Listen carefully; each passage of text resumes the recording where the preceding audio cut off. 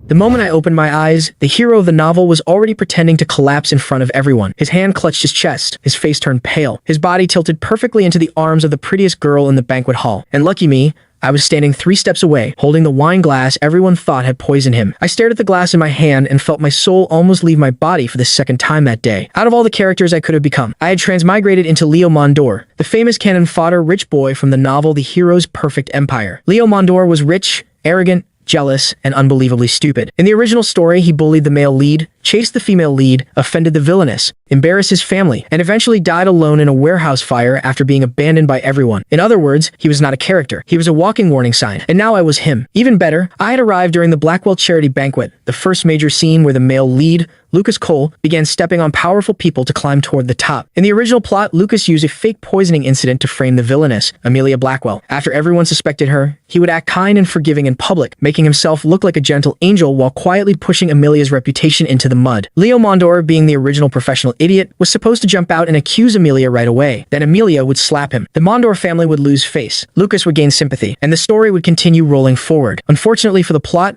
the actor had changed. I looked at Lucas, who was leaning weakly against Emma Lane, the sweet campus beauty and the first woman he was supposed to win over. Emma held him anxiously. "Lucas, hold on. Someone call a doctor." The guests panicked and several rich girls covered their mouths, and the reporters lifted up their cameras. Across the hall, Amelia Blackwell stood beside the dining table in a black evening dress. Her expression was calm, but not soft. She looked like a queen watching a group of children make a mess in her palace. The novel called her a villainess, but seeing her in person, I had one honest thought. One raised eyebrow from her probably had more killing power than a kitchen knife. Her gaze swept over the room before landing on me. I froze for a second. Why was she looking at me? Lucas coughed softly and lifted one trembling hand. His voice came out weak, gentle, and perfectly pitiful. "Don't blame anyone. Maybe Miss Blackwell didn't mean to." The room fell silent. I almost laughed. This guy had not even finished pretending to die, yet he had already managed to frame someone. Emma's eyes widened. "Miss Blackwell? Lucas, are you saying Amelia poisoned you?" Lucas quickly shook his head, looking even more noble and injured. "No, Emma, don't say that. I believe Miss Blackwell would never do something so cruel." That was the clever part. He never directly accused her. He only guided everyone's eyes toward her, then pretended he was too kind to blame her. Within seconds, the whispers started. Did Amelia really do it? I heard Lucas rejected her invitation last week. She has always been proud. Maybe she was angry. Amelia did not defend herself. Her fingers rested lightly on her wine glass, and her face remained unreadable. The pressure in my throat suddenly tightened. It felt like the original plot was trying to push words out of my mouth. I knew what Leo Mondor was supposed to say. He was supposed to point at Amelia and shout, "You vicious woman! How dare you hurt Lucas?" I took a slow breath, raised the glass in my hand, and said instead, "This is very interesting." Everyone turned to me. Emma frowned. "Leo, what do you mean?" I smiled at Lucas. "I just think Lucas is amazing." Lucas's weak expression stiffened for half a second. I continued. He took one sip, got dizzy, and somehow immediately knew Miss Blackwell was involved. That reaction speed is impressive. The hall went quiet. Emma looked annoyed. "Leo, now isn't the time for sarcasm." "I'm not being sarcastic," I said, walking toward Lucas slowly. "I'm just asking a normal question. Lucas, you drank from your own glass, right?" Lucas nodded weakly. "Yes." "And the drink came from a waiter?" "Yes." Lucas replied. "And Miss Blackwell never touched your glass?" His face changed slightly, so fast most people would have missed it. I did not miss it. I turned toward the crowd. "So, Miss Blackwell did not pour the wine,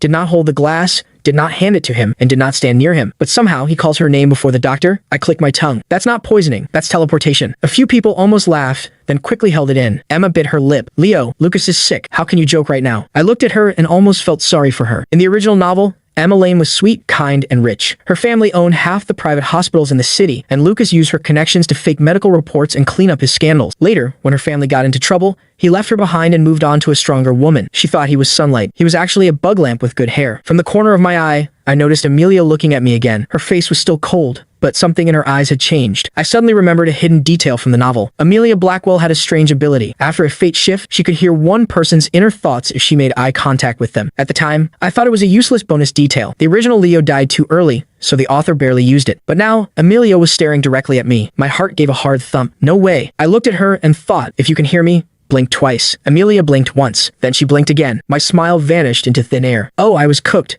Deep-fried even. The villainess could hear my thoughts, including the one where I compared her eyebrow to a kitchen knife. Amelia's eyebrow rose again. I immediately looked away. I will pretend nothing happened and stay calm, and not think about how cute she is. Amelia's eyebrow rose slightly once more. Wonderful. She heard that too. Before I could mentally dig a hole and bury myself, a middle-aged man in a white suit hurried forward with a medical kit. I recognized him instantly. Dr. Hale, Lucas's hired doctor. In the original plot, Dr. Hale would test the wine and declare that it contained a rare nerve poison. The fake evidence would point toward the Blackwell family's pharmaceutical branch, and Amelia would be forced to explain herself in front of half the city. Dr. Hale knelt beside Lucas and opened his kit. I watched his fingers carefully. There it was. Under a folded cotton pad, he had hidden a tiny silver packet. That packet contained a special powder that would turn the wine purple and fake a poison reaction. I sighed in my head. This trick is so cheap. Even a school magic club would be embarrassed. Amelia's gaze moved toward Dr. Hale's hand. She had heard me. Her expression did not change much, but her eyes sharpened. Dr. Hale reached for the cotton pad. I raised my hand. Wait, he frowned. Young Master Mondor, this is a medical emergency. Exactly, I said. So we should be careful. Dr. Hale looked irritated. Are you questioning my skill? No, I'm questioning your timing. The guests went quiet again. Dr. Hale's face darkened. What are you implying? I pointed toward the entrance. Lucas collapsed less than 2 minutes ago. You were already standing near the hall with a full emergency kit. That is very prepared. I was invited as a guest, he said coldly. With a poison testing kit? His mouth closed silently. A small wave of whispers moved through the crowd. Emma looked between us, confused and nervous. Leo, what are you doing? I'm helping,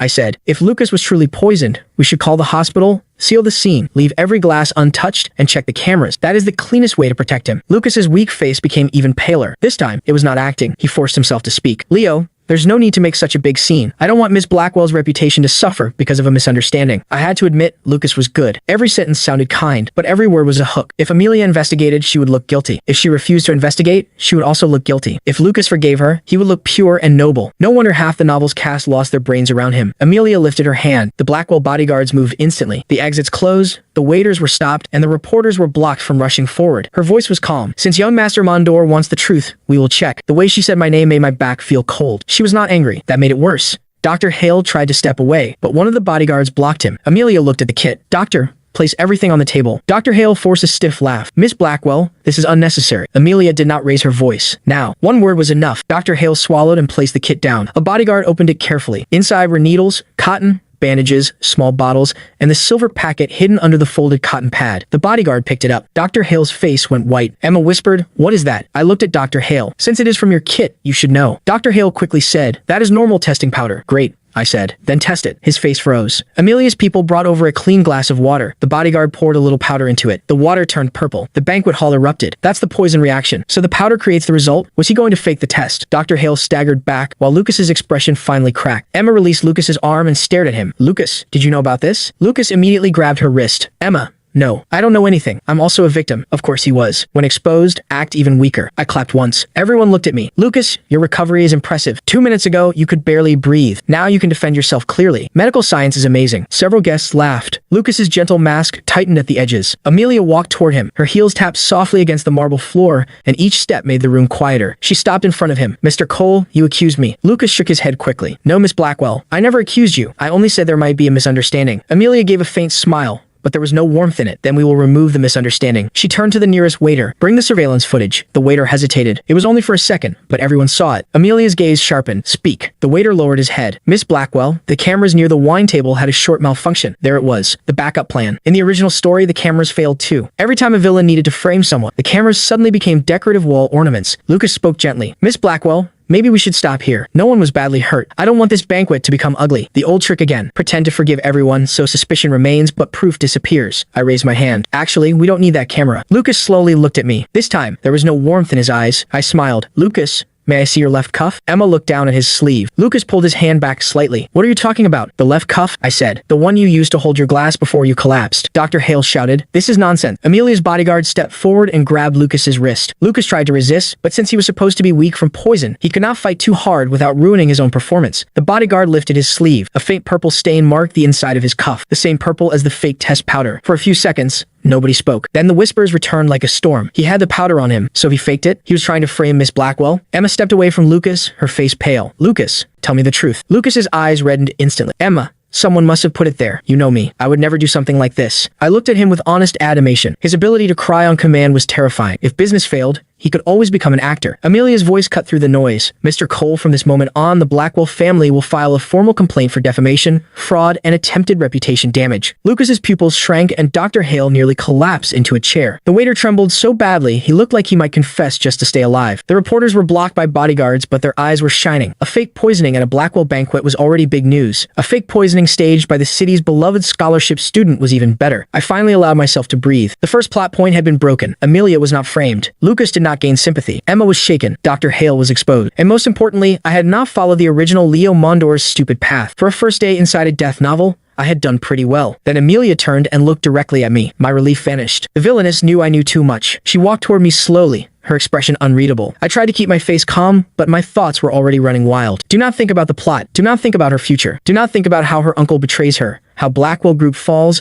how Lucas locks her in a mental hospital, and how she dies on the 20th floor in chapter 411. Amelia stopped walking. For the first time all night, her calm mask showed a crack. Her fingers tightened at her side. I stared at her, and she stared back. The banquet hall behind us was still full of noise, but between us, everything became strangely quiet. She had heard it. She had heard all of it. Amelia stepped closer and said softly, "Young Master Mondor, may I speak with you alone?" Could I refuse? Technically, yes. Would that be smart? Absolutely not. I nodded. Of course. She turned and walked toward the side corridor. I followed her past the bodyguards, past the reporters, and past Lucas, who was still trying to explain himself to Emma. As I passed him, Lucas looked up. For a second, his gentle expression disappeared completely. The look in his eyes was cold, hateful, and sharp. There he was, the real hero, the one hiding behind all those soft smiles. Amelia led me into a quiet lounge and closed the door behind us. The click of the lock sounded very final. She turned around under the warm golden light. Her face was beautiful, but her eyes were dangerous. For several seconds, neither of us spoke. Then she said, "Leo Mondor." I swallowed. "Yes?" Her voice stayed calm, but every word felt like it had a blade hidden inside. "Why did you call this world a novel?" My heart stopped while she took one step closer. "And why did you think I would die in chapter 411? She had asked the worst possible question. Why did I call this world a novel? And why did I know she would die in chapter 411? There were many possible answers. I could lie. I could pretend she misheard me. I could say I was nervous and talking nonsense. I could claim chapter 411 was an inside joke from a webcomic club. Unfortunately, Amelia could hear my thoughts, which made lying about as useful as hiding behind a glass door. Her eyes narrowed slightly. Right, she heard that too. I took a slow breath. "Miss Blackwell, before I explain, can you promise not to call your bodyguards in here?" "No," she said with a firm voice. At least she was honest. I forced a smile. "Fair enough." Amelia walked to the sofa and sat down, crossing one leg over the other with perfect grace. She did not look like a girl who had almost been framed 10 minutes ago. She looked like a judge waiting for the criminal to confess. "Speak," she said calmly. That single word carried more pressure than my old boss during tax season. I rubbed my forehead. "This is going to sound insane. I just heard your thoughts describe my future death in detail. We are far past normal." She had a point. I looked toward the closed door. Outside,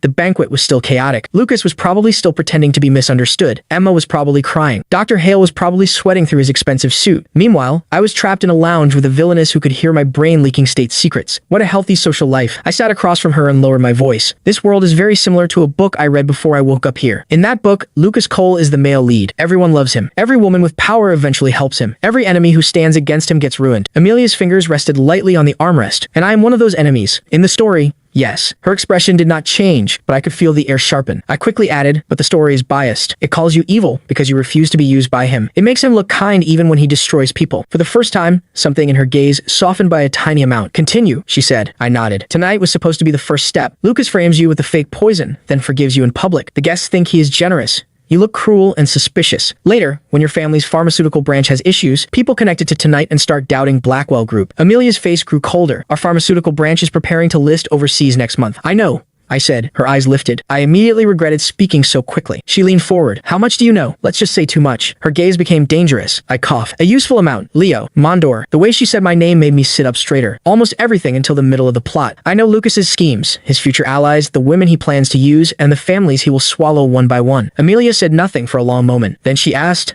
"And your role?" I smiled bitterly. "I am Canon Fodder." She tilted her head slightly. "It means disposable trash with a name," I explained. "Leo Mondor is supposed to be arrogant and stupid. He keeps picking fights with Lucas, loses every time, drags down the Mondor family, and dies before the main story even gets serious." Amelia looked at me for several seconds, then said, "That explains your sudden improvement." I blinked. Improvement? The Leo Mondore I knew would have shouted first and thought never. That was rude. Accurate, but rude. I decided not to argue because, technically, she was insulting the previous owner of this body, not me. Also, I like living. Amelia leaned back. "So you helped me tonight to save yourself?" "Yes," I said softly. Her eyes sharpened. I added honestly, "And because Lucas annoys me." That earned the faintest curve at the corner of her lips. It disappeared almost immediately, but I saw it. I also thought, without permission from my survival instincts, that she looked much less terrifying when she almost smiled. Amelia's gaze lifted slowly. I wanted to throw my brain out the window. She said calmly, "You should work on controlling your thoughts." "I am trying." "You are failing." "Yeah, I'm beginning to notice that too," I said. Before she could continue roasting me, voices sounded outside the lounge. "Miss Blackwell, young Master Mondor, the police have arrived," a bodyguard said from the doorway. Amelia stood. "Bring Dr. Hale, the waiter, and Lucas Cole to the side hall. Keep the reporters outside for now." "Yes, Miss Blackwell. I also stood, but she looked at me. You are coming with me. I had a feeling. Then she quickly said, as my witness. Wonderful. I woke up in this world 10 minutes ago, and I already have a legal career. Amelia gave me a brief glance. Your mouth is calmer than your mind. Years of customer service. She did not understand the joke, but that was probably for the best. When we stepped back into the hall, the atmosphere had completely changed. The banquet was no longer an elegant charity event. It had become a battlefield covered in champagne glasses and nervous rich people. Lucas stood near the center of the room with Emma beside him. His face was pale, but he was no longer pretending to be weak. He was speaking gently to the police officer, explaining that everything was a misunderstanding and that he had no intention of causing trouble for the Blackwell family. He really loved the word misunderstanding. If a meteor fell on his house, he would probably call it a weather misunderstanding. Amelia's eyes flicked toward me. I immediately stared at the floor. Lucas saw us approach, and his expression shifted into wounded kindness. Miss Blackwell, he said softly, I'm glad you returned. I already told the officer I don't want to pursue this. Dr. Hale may have made a mistake, but I believe no one meant any harm. Emma looked at him with complicated eyes. She wanted to believe him, but the purple powder on his cuff was not exactly easy to explain. Amelia stopped in front of Lucas. You do not get to decide whether I pursue this. Lucas's smile stiffened. Miss Blackwell, I'm only trying to protect your reputation. My reputation was safer before you opened your mouth. A few guests gasped softly. I almost clapped but held back because this was not the time to look excited. The lead police officer, Captain Ross, cleared his throat. Miss Blackwell, we have collected the powder and the glass. We will need statements from everyone involved. Amelia nodded. Of course. My legal team is already on the way. The words legal team made Dr. Hale tremble. Lucas quickly said, Captain, I really think this has been blown out of proportion. I felt dizzy after drinking and Dr. Hale only wanted to help. Maybe the powder stained my sleeve when he checked me. Not a terrible excuse. Sadly for him, reality had already started biting. Captain Ross looked at him. Then we will check the fingerprints on the packet. Lucas's face changed. Only for a moment, but enough. I noticed. Amelia noticed. Captain Ross probably noticed too,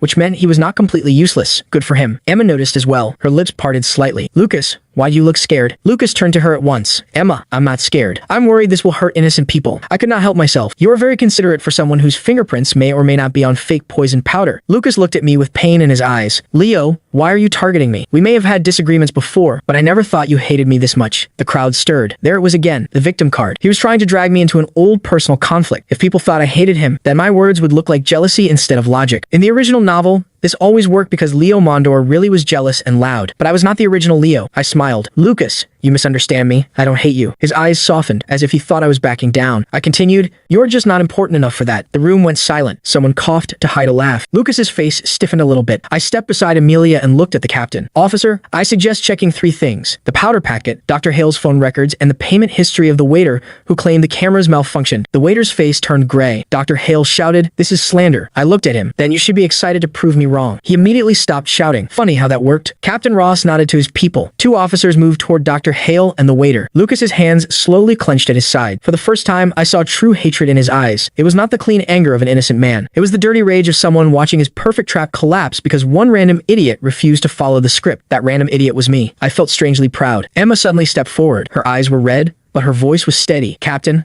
I want to give a statement too. Lucas turned sharply. Emma? She looked at him. Before you collapsed, you told me not to drink from your glass. You said the wine tasted strange. Everyone in the hall froze. Lucas's expression started to crack. Emma's voice trembled. At the time, I thought you were protecting me, but now I don't understand. If you knew the wine tasted strange before you collapsed, why did you keep drinking? And why did you point everyone toward Miss Blackwell? Lucas's lips moved, but no answer came out. For the first time tonight, the gentle hero had been cornered by someone he planned to use. Amelia watched Emma silently. I could guess what she was thinking, even without mind-reading powers. Emma Lane was not stupid. She was just trusting. There was a difference. Lucas lowered his head. When he looked up again, his eyes were wet. Emma, I was afraid, he whispered. I felt dizzy, and I remembered Miss Blackwell looked unhappy with me earlier. I panicked. I didn't mean to hurt her. It was a good recovery. Blame fear. Blame panic. Admit a small mistake to hide the bigger crime. Some guests softened at once. He was scared. That could happen. Maybe this really is a misunderstanding. I sighed inwardly. This was why Lucas was dangerous. Evidence could wound him, but emotion healed him fast. As long as someone wanted to believe he was good, he could crawl back into their sympathy. Amelia heard my thought and looked toward the guests. Then she spoke. Since Mr. Cole says he panicked, we will let the evidence decide. Until then, the Blackwell family will not accept apologies, excuses, or emotional performances. Lucas's eyes darkened that moment. Captain Ross ordered his officers to take Dr. Hale and the waiter aside. The powder, glass, and Lucas's cuff were sealed as evidence. The banquet was clearly over. Guests began leaving in small groups. Emma stood alone near the table, looking shaken. Lucas tried to approach her, but she stepped back. That one step made his expression freeze. The first crack in the harem had appeared and he knew it. Amelia turned to leave and I followed because apparently I had become part of her disaster management team. As we reached the entrance, Lucas's voice came from behind us. Leo. I stopped along with Amelia. Lucas walked toward us slowly. His face had returned to its gentle calm, but his eyes were sharp. He lowered his voice so only we could hear. I don't know what game you're playing, but you should be careful. People who stand too close to Miss Blackwell usually get hurt. I looked at him for a moment, then smiled. Thanks for the warning. But I'm more worried about people who stand too close to you. His smile vanished into thin air. Amelia looked at him coldly. Mr. Cole, if you threaten my witness again, I will make sure your scholarship, your school position, and every sponsor connected to you are reviewed by tomorrow morning. Lucas's face changed. That definitely hit something important. In the novel, Lucas's clean image depended on scholarships, charity programs, and rich sponsors. He looked like a hardworking, poor student rising through kindness and talent. If those sponsors investigated him too early,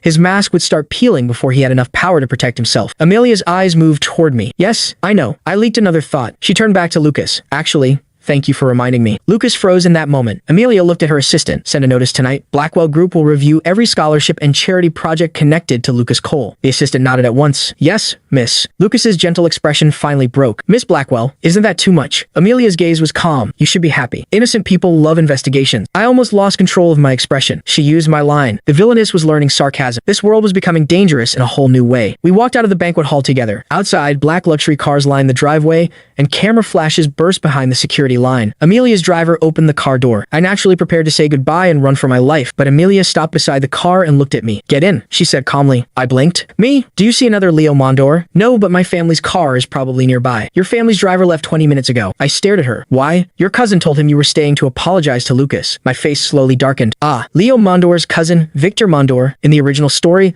Victor was one of the relatives who helped push Leo into disaster. He smiled at family dinners, called Leo brother in public, and sold him out whenever Lucas needed a stepping stone. I had almost forgotten about him. Amelia opened the car door. You can stand here and wait for reporters, or you can get in and explain the rest of the plot. I had no choice but to get in. A man had to know when fate was grabbing him by the collar. The car interior smelled faintly of leather and cold perfume. Amelia sat beside me while her assistant took the front passenger seat. The door closed, shutting out the noise. For a moment, silence filled the car. Then my phone buzzed. I looked down and saw a message from Victor Mondor.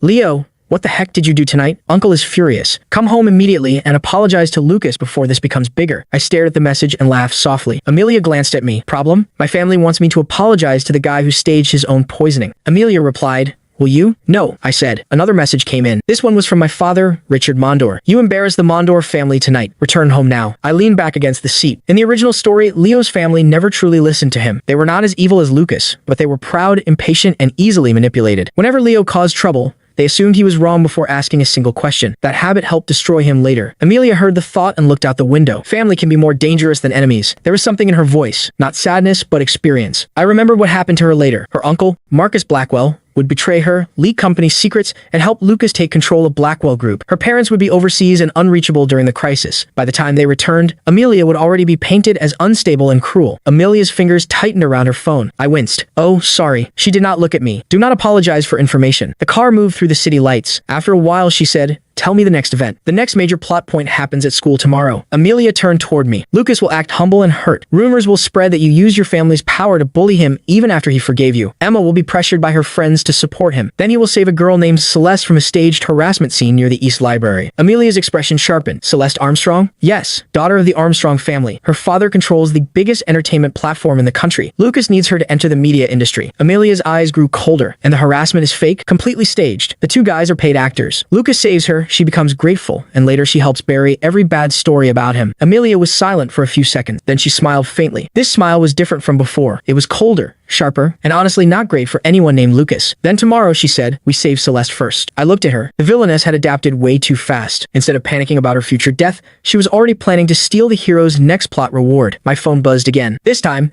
it was a message from an unknown number. Young Master Mondore, you ruined something that did not concern you. Stay away from Lucas Cole, or the warehouse fire will happen much earlier than scheduled. My blood went cold. The warehouse fire. The way Leo Mondor was supposed to die. I slowly looked up at Amelia. She had heard my thought. Her face turned icy. Without a word, she took the phone from my hand and read the message. For the first time since I met her, Amelia Blackwell's calm expression filled with killing intent. Driver, she said softly, change route. The assistant turned around. Miss? Amelia's eyes stayed on the threatening message. We are not going to the Mondor estate. The city lights flashed across her face as she looked at me. We are going to find out who wants you dead. I told her, trust me, it's fine. We must save Celeste first. She hesitated and said, fine. But then, another unknown number sent a message. For a second, I did not want to open it, but eventually I did. The message was short. You saved yourself? Cute. Let's see if you can save Celeste Armstrong at East Library tonight. My blood went cold again. Amelia read the message from my thoughts before I could speak. Her eyes sharpened and said, so Lucas moved the next plot forward. In the original story, Celeste Armstrong's staged rescue was supposed to happen tomorrow at school. Lucas must have realized that after tonight, he needed a new source of support immediately. Amelia looked at the messages for a long moment, then handed the phone to her assistant in the front seat. Trace the number, she said. The assistant,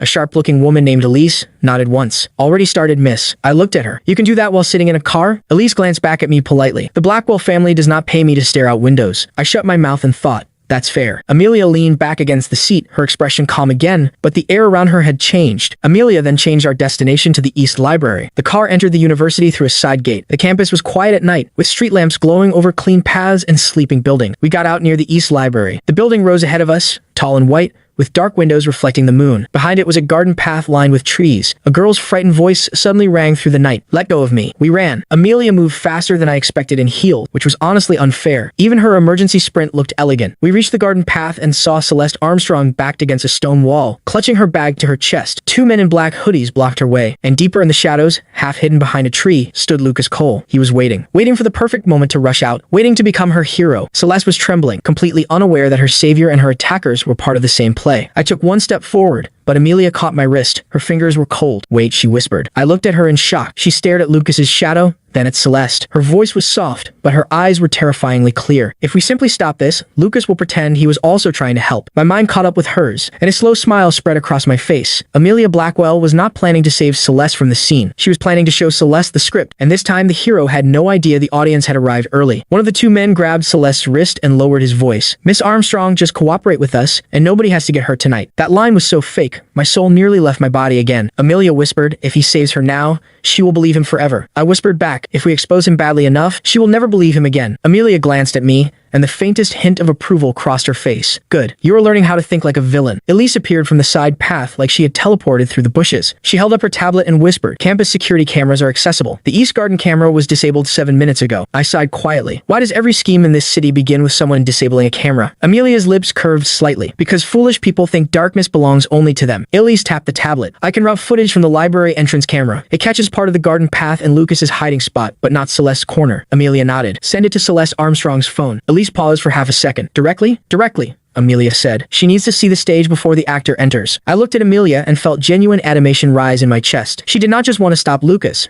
She wanted his future victim to understand how the trap worked. That was much better than saving someone who would later insist the snake was only misunderstood. Amelia looked at me without turning her head. Your thoughts are unusually flattering right now. I immediately stared at the trees. I am having a rare moment of good judgment. Elise worked fast. A second later, Celeste's phone buzzed loudly from inside her bag. The sound startled everyone on the path, including the two fake attackers. One of the men hissed, ignore it. Celeste's eyes flicked down to her bag. My family tracks my location. If I do not answer, they will send people. That was a lie, but it was a very useful lie. Celeste Armstrong might have been innocent in the novel, but she was not stupid. The man hesitated. The other hooded man looked toward the tree line, clearly waiting for instruction. Lucas remained hidden, but his fingers moved across his phone. The hooded man's phone vibrated almost immediately. He checked the screen, then forced a rough laugh. Fine, answer it, but no tricks. Celeste carefully pulled out her phone. Her face changed when she saw the video Elise had sent. The screen showed Lucas standing behind the tree, watching the scene instead of calling for help. Her eyes widened slowly. She did not scream. She did not move. She simply stared at the screen while her breathing became shallow. I could almost hear the moment her trust cracked. Lucas still had no idea. He was too busy preparing his hero pose. One hooded man leaned closer. What are you looking at? Celeste locked the phone and held it against her chest. Her voice shook, but she managed to sound frightened enough to keep the act alive. It was just my brother asking where I am. The man stepped back, satisfied. Lucas moved slightly behind the tree. He probably thought this was his cue. I felt Amelia's fingers loosen from my wrist. Now, she whispered. Before I could ask what she meant, Elise tapped her tablet again. The library courtyard speakers suddenly crackled to life. Lucas's voice played through the quiet garden. Do not hurt her too badly. She only needs to be scared enough to trust me. The two hooded men froze. Celeste froze with the phone in her hand. Lucas froze hardest of all. For one beautiful second, nobody moved. Then Celeste slowly turned toward the tree. Lucas, she said,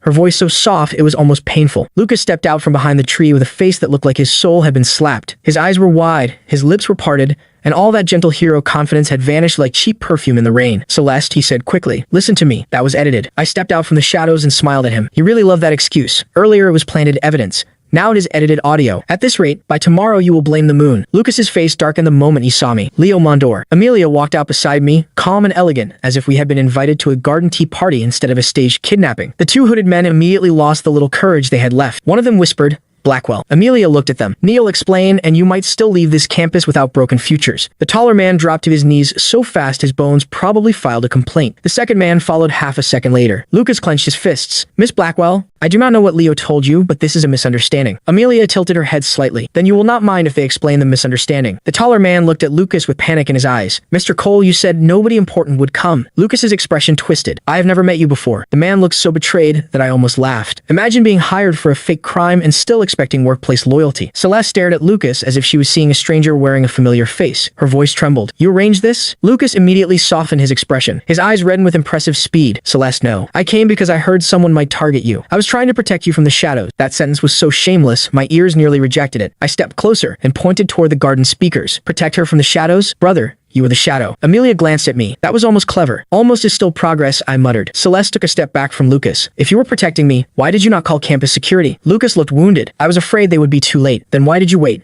She asked. They already grabbed me. I was scared. You stood there and watched. The question hit harder because it was simple. Lucas's mouth opened, but no answer came out. His gentle mask was cracking in real time, and Celeste was close enough to see every ugly line underneath. Elise walked forward and handed Celeste the tablet. Miss Armstrong, this contains the campus entrance footage, the audio file, and a payment trail connecting one of the attackers to an account used by Mr. Cole's associate. Celeste's fingers trembled as she accepted it. Why would he do this to me? Nobody spoke for a moment. I knew the answer from the novel. Celeste Armstrong's family owned the largest student media platform in the country. One article from them could bury a scandal or crown a saint. Lucas needed her gratitude because gratitude was easier to control than respect. Amelia heard the thought and answered for me. Because your family controls public opinion among universities. He wanted your trust before his reputation collapsed. Celeste looked at Lucas, and the hurt in her eyes slowly turned into disgust. So I was useful. Lucas stepped toward her. No, Celeste. You're misunderstanding everything. They are manipulating you because they hate me. Celeste flinched away from his hand. That tiny movement did more damage than any slack could have. Lucas noticed it too. His face paled. Before he could speak again, bright headlights swept across the garden path. 3 black cars stopped near the library entrance, and several men in gray suits rushed over. At the front was an older man with silver hair and a furious expression. Celeste whispered the single word like a lifeline. Dad. Chairman Armstrong arrived like a storm in polished shoes. His voice was dangerously low. Who touched my daughter? The 2 hooded men almost melted into the pavement. Celeste ran to her father. Dad, I am okay. Chairman Armstrong held her shoulders and checked her face carefully. Only after confirming she was unharmed did he look at Lucas. Lucas immediately lowered his head, returning to his soft victim voice. Chairman Armstrong, I am sorry. I tried to save Celeste, but young Master Mondor and Miss Blackwell misunderstood the situation. I stared at him in disbelief. Even after being exposed, he still tried to steal credit. This man's skin was thicker than a bank vault. Amelia did not waste words. She nodded at Elise. Elise played the audio again. Lucas's own voice filled the garden,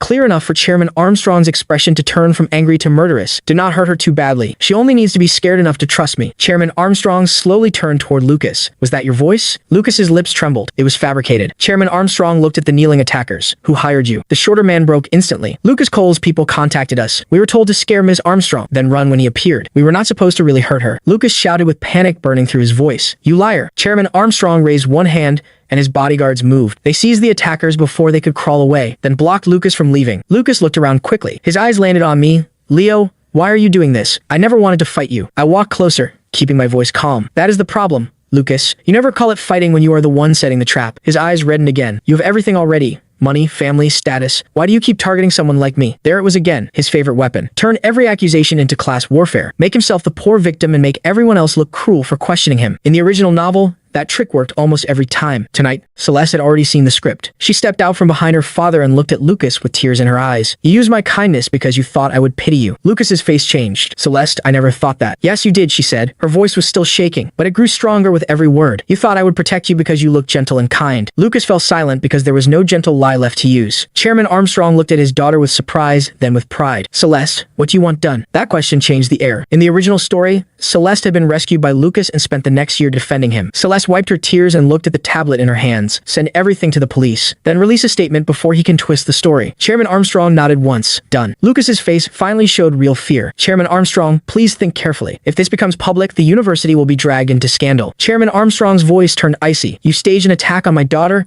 and you were worried about the university's image? Lucas looked at Celeste again. Celeste, please. You know me. Celeste took a slow breath. I thought I did. Those 4 words seemed to hit him harder than the evidence. I watched watched Lucas's face and felt the story shift beneath my feet. First Amelia, then Emma, and now Celeste. 3 women who were supposed to become his stepping stones had started seeing the cracks. That should have felt like victory. Instead, a warning bell rang in my mind. Lucas's plot armor had been damaged but not destroyed. A corner hero was more dangerous than a confident one, especially when the world itself seemed desperate to keep him on top. Amelia's gaze slid toward me. You are worried. I nodded. He is losing too quickly. Celeste's father looked at us. What does that mean? Before I could answer, Lucas suddenly laughed. It was quiet at first, almost breathless. Then it grew louder. Strange enough that even his own face looked unfamiliar. The gentle scholarship student disappeared, and something colder stared out from behind his eyes. You people really are the same, Lucas said softly. Born above everyone, protected by everyone, and still acting like victims when someone tries to climb. Chairman Armstrong narrowed his eyes. Careful, boy. Lucas smiled, but there was nothing kind left in it. Careful? I have been careful my entire life. I smiled, bowed, apologized, and played grateful while people like you decided whether I deserve crumbs from your table. Celeste stared at him. So you hurt people because you felt poor? His eyes snapped toward her. I created chances.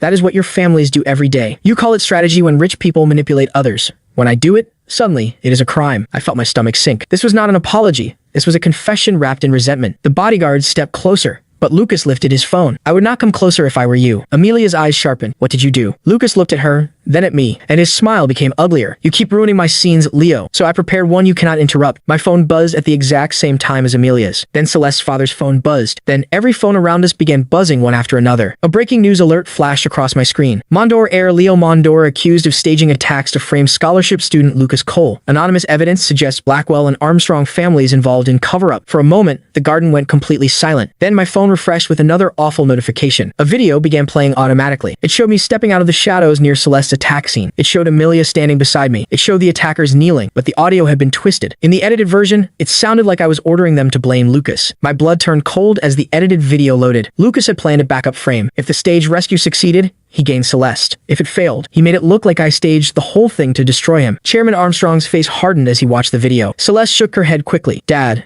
that is not what happened. I know, he said, but his expression stayed grim. The problem is that millions of people will see this before they see the truth. Lucas slipped his phone into his pocket. Public opinion moves faster than facts. Amelia's voice was cold enough to freeze the path beneath us. You think edited gossip can save you? Lucas looked at her and smiled. No, Miss Blackwell. I think it can delay you. My heart dropped because I understood the trick. I searched my memory of the novel, flipping through future plot lines like a panicked student before an exam. Lucas always used one scandal to cover another. If everyone was focused on a public opinion war, he would move somewhere else. Then I remembered the next piece of the original plot. The next target had to be Emma Lane. After the stage rescue arc, Lucas's next major move involved the hospital network owned by Emma's family. He needed fake medical records, emergency access, and a clean charity image. If he was desperate, he would go after that resource tonight. Amelia heard the thought immediately. Her face changed. Emma is in danger. Lucas's smile froze before he could hide the reaction. That tiny reaction told us everything. I stepped toward him. You already sent someone to the Lane private hospital. Lucas's eyes darkened. You know too much. Chairman Armstrong signaled his men to grab him, but Lucas suddenly stepped backward into the trees. A small smoke canister hit the ground, filling the path with thick white smoke. The bodyguards rushed forward, but Lucas had already planned his escape route thanks to plot armor. By the time the smoke cleared, he was gone. Amelia turned to Elise. Find him. Elise was already typing. His phone signal split into 3 decoys. I looked toward the campus road. Forget Lucas. We need to get to Emma. Celeste stepped forward. I am coming too. Chairman Armstrong immediately said, absolutely not. Celeste looked at him with red eyes but a firm voice. He used me tonight. I am not hiding while he uses another girl. Her father looked like he wanted to argue, but he stopped. Amelia looked at Celeste for a moment, then nodded. Stay close and follow instructions. Celeste nodded quickly and moved closer to Amelia. We ran toward the cars while the fake scandal spread across the city like poison in water. My phone kept buzzing with messages from classmates, strangers, and news accounts. The internet had already started calling me jealous, cruel, and obsessed with destroying a poor student. In the original story, Leo Mondor had always lost because he fought alone while Lucas controlled the stage. Tonight,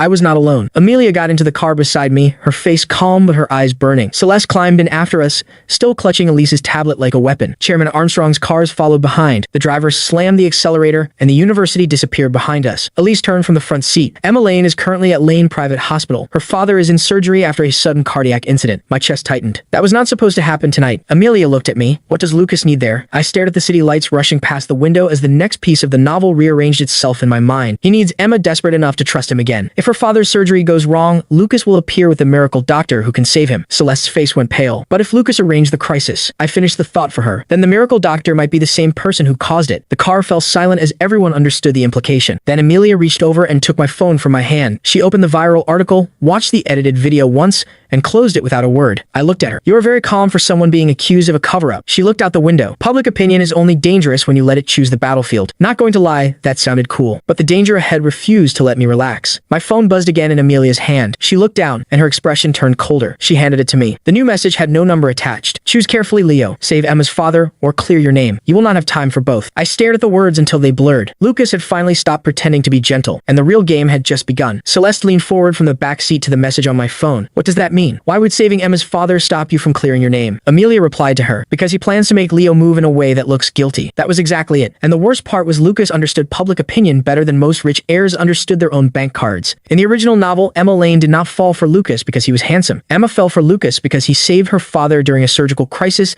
that no one else could solve. At the time, readers praised him as a genius with a heart of gold. After seeing tonight's fake poisoning, I was starting to suspect that every miracle Lucas performed had a receipt hidden under the table. Amelia looked at me quietly. You know the hospital scene. I wanted to say no, but lying to a woman who could hear my thoughts was not going to work. In the story I know, Emma's father almost dies tonight. Lucas brings in a famous surgeon named Dr. Rowan Pierce, who saves him at the last second. Celeste gripped the tablet tighter. That sounds good though. If the doctor saves him, then why are we rushing there? I looked at her reflection in the window. Because Dr. Pierce is not the miracle. He is the cleanup crew. Amelia's expression sharpened immediately. Explain everything you remember. I closed my eyes and searched through the messy pile of novel memories in my head. Emma's father is Chairman Gideon Lane. He has a heart condition, but it should be stable for at least another year. Tonight, he suddenly collapses during a private board dinner, and the hospital announces an emergency surgery. The first team struggles, then Lucas appears with Dr. Pierce. Pierce performs a risky procedure, saves Gideon, and Emma's family owes Lucas a life debt. Celeste's voice trembled. So Lucas might have caused Chairman Lane's condition to get worse, then brought the person who knows how to reverse it? Not might, Amelia said quietly. He did. Her certainty made everyone silent, and I knew she had heard the thought I did not want to say out loud. In the novel, Lucas never rescued people from random disasters. He created fires, then sold himself as rain. My phone buzzed again, but this time it was not Lucas. It was my older sister, Vivian Mondor, and the caller ID alone made my stomach tighten. Vivian did not call unless something had exploded, and considering my name was currently being roasted online like cheap meat at a street stall, I had a decent guess. I answered the call. Before you scold me,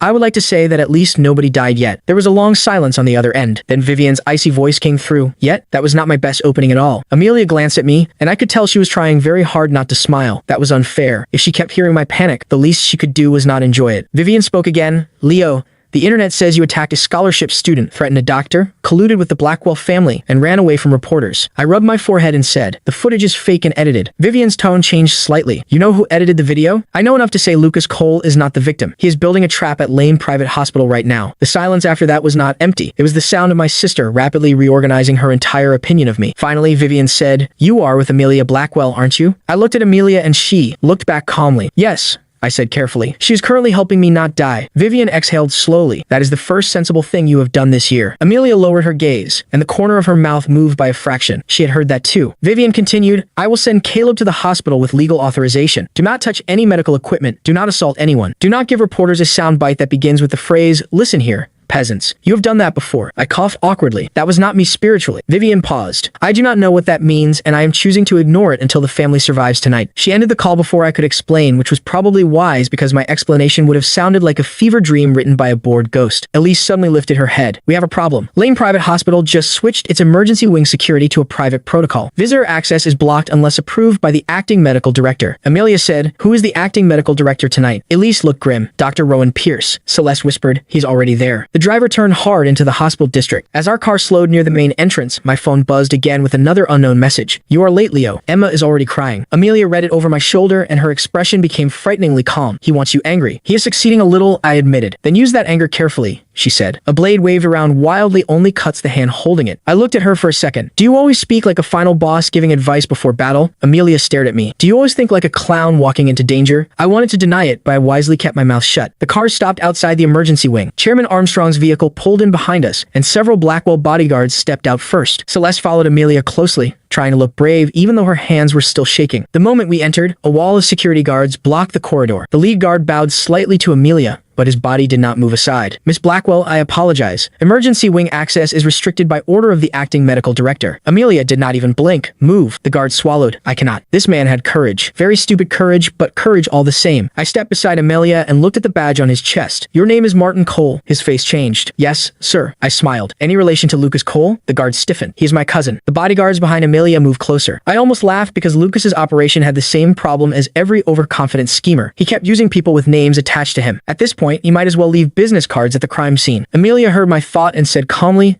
Elise, record everything. Elise lifted her phone immediately. I looked at Martin. Your cousin is currently involved in a public fraud scandal at the Blackwell banquet. Now you are blocking the daughter of the hospital's largest pharmaceutical partner from entering an emergency wing where another suspicious incident is happening. Are you sure you want your name on this scene? Martin's jaw tightened. I am following orders. Great, I said. Then say the full order on camera. Tell us Dr. Rowan Pierce ordered you to block Amelia Blackwell, Leo Mondor, and Chairman Armstrong from entering while Chairman Gideon Lane is in emergency surgery. Martin's eyes flicked toward the phone camera. Before he could answer, a cold female voice rang from the corridor behind him. Let them pass. Everyone in the corridor turned toward us. Emma Lane stood near the glass doors with eyes red from crying. She looked fragile enough to break if someone spoke too loudly, but her gaze was fixed on Lucas, who stood beside her with one hand gently supporting her shoulder. Lucas looked tired, worried, and noble again. If I had not watched him crawl out of his snake skin 10 minutes ago, I might have believed it. Emma stared at me with a complicated expression. Leo, why are you here? I glanced at Lucas's hand on her shoulder. To make sure your father is treated by doctors, not stage magicians. Lucas sighed softly, as if I had personally disappointed him as a fellow human being. Leo,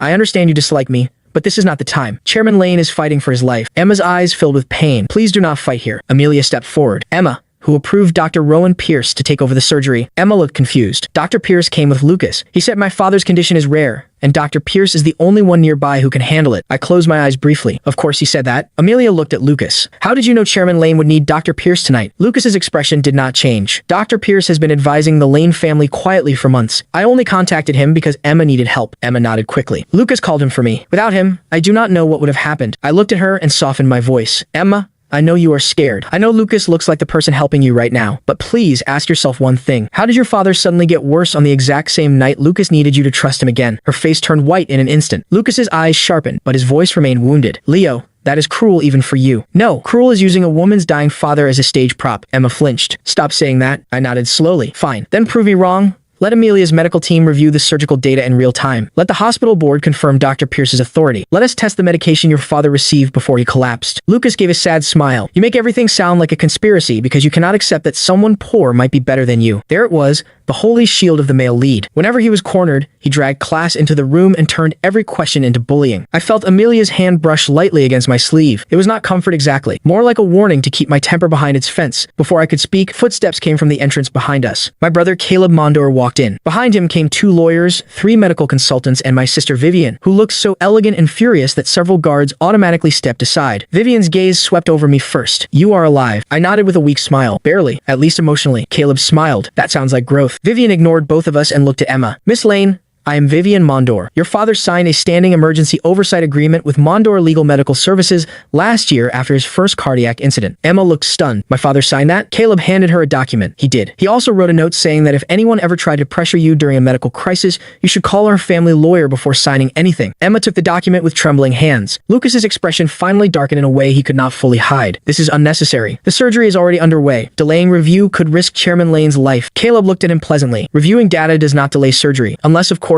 the data is embarrassing. I liked my brother immediately. If Vivian was a knife hidden in silk, Caleb was a smiling bear trap. Amelia glanced at me, and I knew she had heard that thought too. Her mouth twitched slightly. Emma looked between Lucas and Caleb, her breathing uneven. I just want my father safe. Then approve the review? Amelia said gently, and for once her voice did not sound cold. If Dr. Pierce is truly saving him, the data will prove it. Emma gripped the paper hard, then nodded. I approve. Lucas said quickly, Emma, wait. You are upset right now. You should not sign anything while panicking. She looked at him, and for the first time, doubt truly entered her eyes. But you asked me to approve Dr. Pierce 10 minutes after my father collapsed. Lucas froze where he was standing. That sentence hit harder than a slap. Vivian immediately placed a pen in Emma's hand. Sign here. Emma signed the document with shaking fingers. The moment the ink touched the page, Caleb's medical consultants moved toward the nurse's station. Martin Cole tried to block them again, but Chairman Armstrong stepped forward with his own guards. Chairman Armstrong's voice was low and heavy. Move or explain to the city why you stopped an emergency medical review. Martin moved aside without another word. Lucas watched the review team enter the secured corridor, and his face became calm again. That worried me more than anger. It meant he had another layer prepared. My phone buzzed once more. You think checking records will save him? Cute. I showed the message to Amelia. Her eyes narrowed. He is too confident. I searched my memories again. The original scene had been written like a miracle, but there had been a strange detail that readers argued about in the comments. Dr. Pierce did not save Chairman Lane through surgery alone. He used an imported emergency drug that had not been approved domestically yet. At the time, it looked like Lucas was resourceful. Now it looked like a loaded gun with a medical label. I turned to Caleb. Check the emergency medication inventory. Look for imported cardiac stabilizers not listed in the hospital system. Caleb's smile faded slightly. That is specific. Vivian stared at me. Too specific. Amelia answered before I could invent something stupid. Leo has good instincts tonight. Follow them. Vivian looked at Amelia, then at me, then back at Amelia. Caleb sent the instruction through his earpiece. Less than a minute later, one of the consultants called back. His voice came through Caleb's phone speaker. We found an unlabeled refrigerated vial logged under Dr. Pierce's personal authorization. It is not in the hospital procurement system. Emma covered her mouth with trembling fingers. Lucas said softly, experimental drugs are sometimes necessary in extreme cases. I looked at him. Funny, because nobody mentioned experimental drugs to Emma. Lucas met my eyes. If it saves her father, does that matter? For 1 second, the mask slipped in front of everyone. That sentence was not gentle. It was arrogant. It was the voice of someone who believed the ending justified anything, especially when someone else paid the price. Emma stepped away from him. Lucas noticed immediately and softened his expression. Emma, I only meant that your father's life matters most. Before she could answer, the emergency corridor doors opened. A tall doctor in surgical scrubs stepped out, removing one glove with controlled annoyance. Dr. Rowan Pierce had arrived on stage. He looked at the crowd, then at Caleb's team, and finally at Emma, who authorized these people to interfere with my surgery. Emma's voice shook, but she lifted her chin. I did. Dr. Pierce's eyes cooled. Miss Lane, emotional decisions can kill patients. Amelia stepped beside Emma, so can unapproved drugs. Pierce looked at her. Miss Blackwell, I did not realize pharmaceutical heiresses now practice medicine in evening gowns. Amelia did not blink. I did not realize disgraced surgeons now practice miracles through private back doors. The entire corridor went completely silent. Dr. Pierce's face tightened with anger. I nearly applauded in my head, but stopped myself because Amelia would hear it and probably judge my mental clapping technique. Too late. Her eyes flicked toward me for half a second. Caleb stepped forward, holding his phone. Dr. Pierce, the Lane Air has approved external review. Please provide the full medication record for the imported drug found under your authorization. Pierce removed his other gloves slowly. Chairman Lane is unstable. If you delay me, he may die. That is why you should hurry with the documents, Caleb said politely. Lucas stepped forward, his voice filled with restrained pain. This is madness. Leo, Amelia, are you really willing to gamble Chairman Lane's life just to attack me? That line was aimed at the audience, not us. The nurses, the guards, and the family staff. It was a clean story. Too bad clean stories rarely survive contact with Amelia Blackwell. She looked at Elise. Play the audio. Elise connected her tablet to a nearby wall screen without asking anyone. A recording opened. For a second, the screen showed the garden from earlier, then Lucas's voice filled the corridor. If Leo wants to protect Amelia, then Emma's father becomes useful tonight. Emma looked like she stopped breathing. Lucas's face went blank for 1 second. The audio continued. Make sure Dr. Pierce is ready. If Gideon Lane survives because of me, Emma will never question me again. Dr. Pierce stared at Lucas. You recorded that? Lucas did not answer him at all. Emma looked at him as if she had never seen him before. You said my father became useful? Lucas used his usual excuse of it being fake. But then the operating room alarm screamed. A nurse burst through the doors. Dr. Pierce, Chairman Lane's pressure is crashing. Emma's face emptied of color. Dad. Dr. Pierce turned immediately. Everyone out of my way. Caleb blocked him. Not until the drug is identified. Pierce snapped. If I do not go in now, he dies. Every eye turned toward Emma. This was Lucas's final trap. Even exposed, even cornered, he had placed them in a situation where stopping his doctor made us look like murderers. If Chairman Lane died while we argued, the truth would not matter. Emma would hate us forever, and Lucas would twist the grief into a weapon. Emma started crying. Please save him. Amelia looked at me, and I felt the weight of her trust before she said anything. My mind raced through the novel scene again. Dr. Pierce saved Gideon by using the imported drug, but the drug had a second effect. 3 months later, Gideon's body weakened, allowing Lucas to manipulate Lane Medical from the inside. If we let Pierce continue, Gideon lived tonight but became Lucas's puppet later. If we stopped him without an alternative, Gideon might die now. There had to be another way. Then I remembered one tiny detail from a side chapter. Emma's father had once funded a rival research team after rejecting Pierce's drug trial. That team developed a safer stabilizer, but Lucas buried it by somehow buying the supplier. I grabbed Elise's tablet, searched for Professor Helena Sato. Elise moved instantly, her fingers flying. Found her. She is retired, lives 20 minutes away, and her research license is inactive. Does the hospital have her drug? I asked. Elise scanned the file. Not under that name. Wait, there is a generic compound stored in research freezer B, but it was marked obsolete. Dr. Pierce's face changed at once. That small reaction was more than enough. I pointed at him. He knows it works. Pierce shouted. That compound is unstable and outdated. Caleb's consultant spoke through the phone. Actually, Professor Sato's compound was discontinued for commercial reasons, not safety reasons. It appears safer than the imported drug in patients with Chairman Lane's profile. Emma turned to Dr. Pierce with tears running down her face. You knew there was another option. Pierce glared at me with real hatred now. You have no idea what you are interfering with. Lucas moved suddenly toward Emma again. He grabbed Emma's wrist and pulled her toward him, lowering his voice but not enough. Emma, listen to me. They are confusing you. Your father will die if you trust them. Emma tried to pull away. Let go. He tightened his grip. I am the only one trying to save him. Amelia stepped forward and caught Lucas's wrist. She did not twist hard, but Lucas's face still went pale from pain. Her voice was quiet and sharp. Release her. Lucas stared at her, and for the first time, his hatred fully surfaced. "You should have stayed in your villain role, Amelia." The words hit the air strangely. My blood went cold inside my chest. Amelia froze beside me without speaking. Lucas realized his mistake 1 second too late. He should not have said role. Not in front of me. Not in front of Amelia. Not when she could hear my thoughts and knew this world followed a book. I looked at him slowly. "What did you just say?" Lucas's expression shifted back into confusion. "I said she should stop acting like a villain." "No," Amelia said, her voice colder than ever. "You said villain role." The alarm screamed again from the operating room, cutting through the moment. Vivian snapped. "We can discuss his suspicious vocabulary after Chairman Lane survived." Fair point. Terrifying, but fair. Caleb took command immediately. "Emma, as legal heir, you must choose the treatment path." Emma looked through the glass doors toward the operating room. Her shoulders shook, but her eyes slowly cleared. She signed the emergency consent Caleb placed before her. "Use Professor Sato's compound." Dr. Pierce tried to lunge forward, but Chairman Armstrong's guards seized him before he got 3 steps. Pierce shouted, "You idiots are killing him." The hospital's original surgical team rushed back inside, with Caleb's consultants guiding them through the records. The doors closed, leaving Emma standing in the corridor with bloodless lips and trembling hand. Lucas took 1 step toward her. "Emma, I am sorry they forced you into this." Emma slapped him across the face. The sound echoed down the corridor. Lucas's head turned to the side. Everyone froze, including me, because sweet Emma Lane had finally located her missing spine and used it with excellent form. Her voice broke, but every word was clear. "Do not say my name again." Lucas slowly touched his cheek. His eyes darkened with something ugly, but he forced it back down when he remembered the cameras. Amelia looked at Elise. "Make sure that slap is not edited out of tonight's record." Elise nodded. "Already backed up in 3 places." I almost told Amelia that was extremely attractive behavior, then remembered she could hear me and immediately started mentally reciting the multiplication table. Amelia gave me a sideways look. 7 times 8 is 56. I nearly choked on my own breath. This woman was going to be the death of me, assuming Lucas did not beat her to it. Minutes crawled by slowly. Emma stood by the doors. Celeste stayed beside her without speaking, while Amelia watched Lucas like a hawk watching a snake wearing a ribbon. Finally, the operating room doors opened again. The lead surgeon stepped out, mask lowered, face tired but relieved. "Chairman Lane's pressure has stabilized. The emergency compound worked. He is not out of danger yet, but the immediate crisis has passed." Emma covered her face and sobbed. Celeste hugged her carefully, and Emma did not pull away. For a moment, the corridor softened. Even Vivian's expression eased. Chairman Armstrong let out a huge breath. Then Dr. Pierce laughed under his breath. It was not loud. It was worse than loud. It was calm, bitter, and completely wrong for a man whose scheme had just collapsed. He looked at Lucas. "You promised the route would stay fixed." Lucas's face changed. "Shut up." Pierce laughed again. "No, I do not think I will. If I am falling, I am not falling alone." Caleb's eyes brightened slightly, which was never a comforting sight for the person he was looking at. "Dr. Pierce, would you like legal counsel before continuing?" Pierce ignored him and stared at me instead. "You are the disturbance. The route corrected itself for years. Then you appeared and everything started breaking." The corridor became silent again. My heartbeat slowed in pure dread. The word root echoed inside my head. The word fixed followed right after it. The word corrected made my stomach drop. Those were not normal words. Amelia stepped closer to me, her arm almost touching mine. Her thoughts were silent to me, but her expression told me she had understood the same thing. Lucas was not the only one who knew this world had a script. Dr. Pierce smiled at my face. "You do not even know what he is, do you?" Lucas shouted, enough, with sudden panic, but Pierce's smile only widened further. "He is not the hero because he is kind. He is the hero because the world keeps choosing him." A cold feeling slid down my spine, and in my head, a mechanical voice suddenly rang out for the first time since I transmigrated. "Unauthorized route damage detected. Hero protection protocol activated." Amelia's face turned pale beside me. She had heard it too.